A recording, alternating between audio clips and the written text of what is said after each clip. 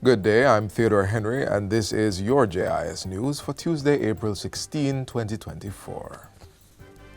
Minister of Science, Energy, Telecommunications and Transport, Darrell Vaz, has welcomed private investment in renewable energy that is benefiting both commercial and national objectives.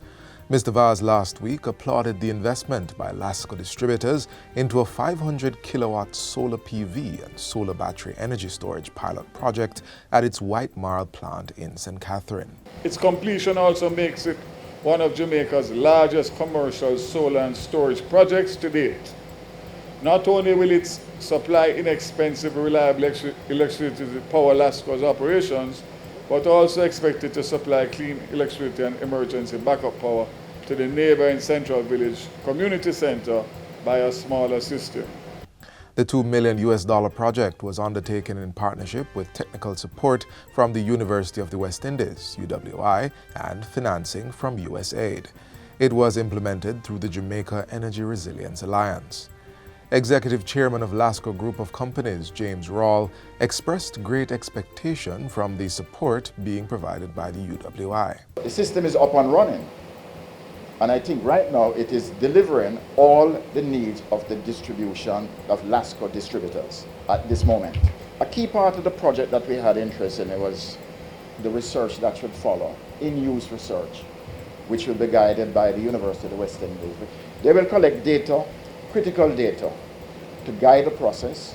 We are open to working with the university to train people, so we develop a cadre of professionals with knowledge of PV systems. The UWI research team will conduct critical research into utility-scale batteries for distributive generation. This is in line with the government's mandate to achieve the goal of generating 50% of electricity from renewable energy sources and inform future commercial solar deployments nationwide. Chief Justice Brian Sykes says a series of training for the leadership corps within the Judiciary is projected to roll out in 2025. The development of training programs is being done in alignment with the Strategic Business Plan for 2024 to 2028.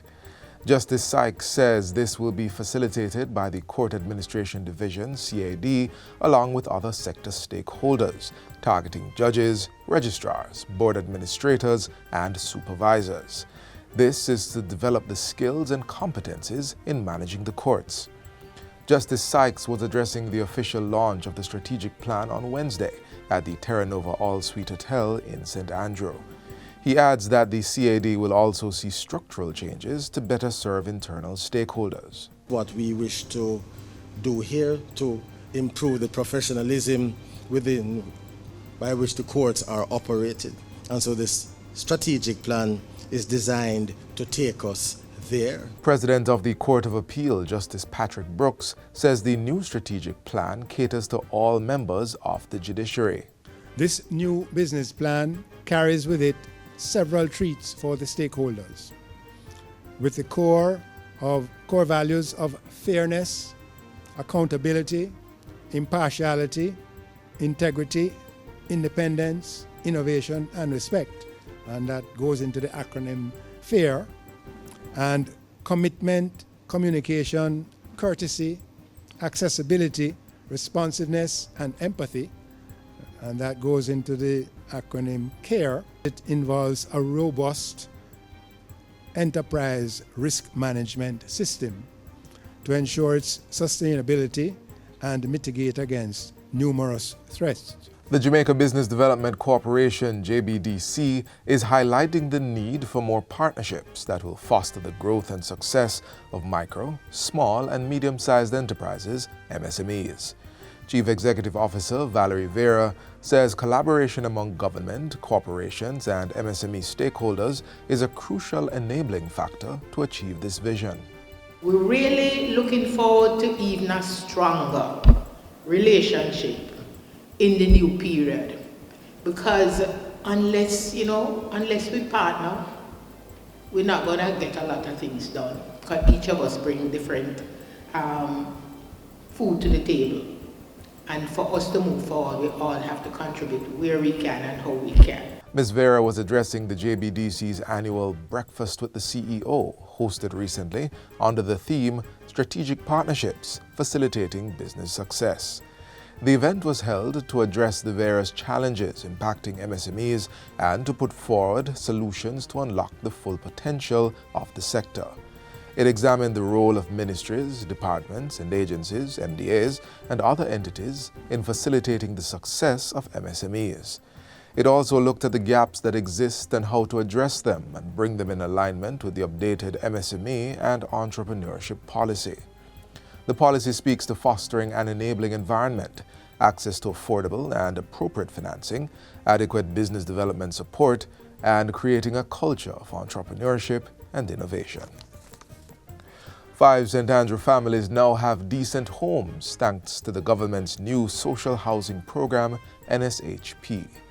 Mother and daughter duo Claudia Ford and Tracy Ann Benjamin lost their home when fire engulfed the structure. The situation was the same for sisters Odette and Jacqueline Finlay. Prime Minister Andrew Holness, who was on hand to deliver the units, says that though the process can seem overwhelming at times, proper assessment needs to be followed to ensure accountability for public funds. And there are many layers of administration in place to ensure that every dollar that is spent is wisely spent, is efficiently spent, and that there is no corruption in how the resources are used. That itself takes time. And then there are processes for procurement, and then there are approvals and permits to be had, and then we have to secure the legal rights to wherever we are building. So all of that takes time, in addition to the time it takes to assess the application. Another beneficiary, Patrick Spencer, who was living in substandard conditions, applied for a home repair grant. However, due to the severe condition of his house, his application was advanced to receiving a unit under the NSHP. Jamaica is among countries across the world participating in the 9th Our Ocean Conference, OOC, in Athens, Greece. The contingent is being led by Minister with Responsibility for Climate Change, Senator Matthew Samuda. Among the key areas to be covered are climate change, biodiversity loss in marine protected areas, and sustainable fisheries. It will also examine sustainable blue economy, marine security, and marine pollution. Following the Our Ocean Conference, Minister Samuda will journey to Cyprus for the Commonwealth Ministerial Meeting on Sustainable Use of the Ocean from April 18 to 19. Its agenda is guided by the theme, Our Resilient Common Ocean, from Cyprus to Samoa. Minister Samuda says Jamaica will be drawing on the support of international partners to address ocean-related agendas and to implement shared international commitments. And finally, several activities are being held this week to promote the teaching and learning of mathematics. National Mathematics Week is being observed under the theme, Adding Up the Excitement, Math Rocks.